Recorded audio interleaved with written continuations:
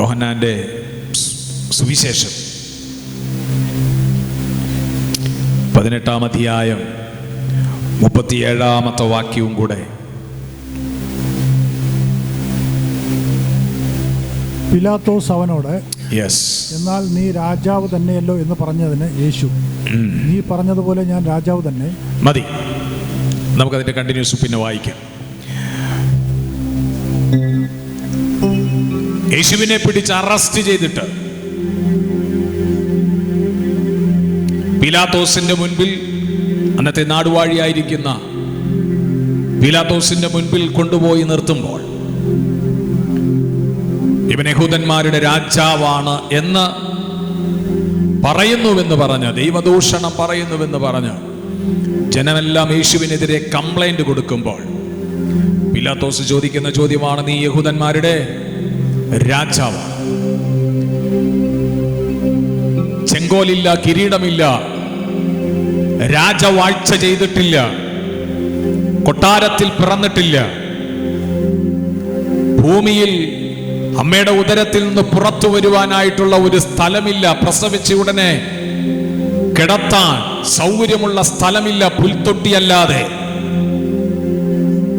വളർന്നു വന്നത് ചക്രവർത്തിമാരുടെയും മഹാരാജാക്കന്മാരുടെയും കൂടെയുമല്ല, വളർന്നു വന്നത് മുക്കുവന്മാരുടെയും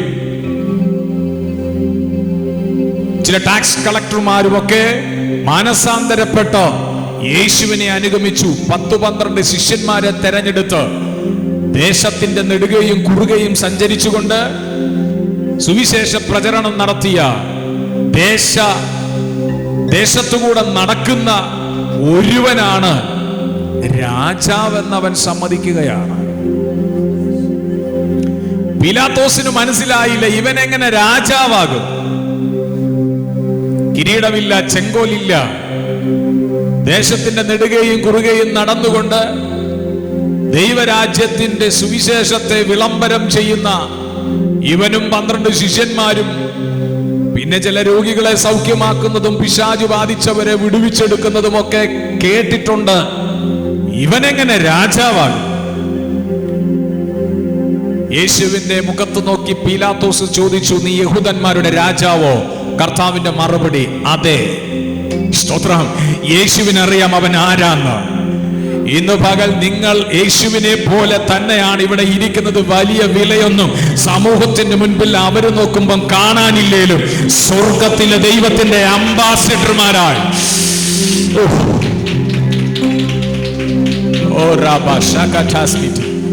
സ്വർഗത്തിലെ ദൈവം തിരഞ്ഞെടുത്തിരിക്കാൻ ഞാൻ കർത്താവിന് സ്തോത്രം ചെയ്യുകയാണ്. യെസ്, എത്ര പേർക്കൊന്ന് ആമേൻ പറഞ്ഞ് ആ ദൈവ ശബ്ദത്തെ സ്വീകരിക്കാൻ പറ്റുന്നുണ്ട്? ആ യേശുവിനറിയാം അവൻ ആരാന്ന്. അവൻ യഹൂദന്മാരുടെ രാജാവാണ്. ആമേൻ.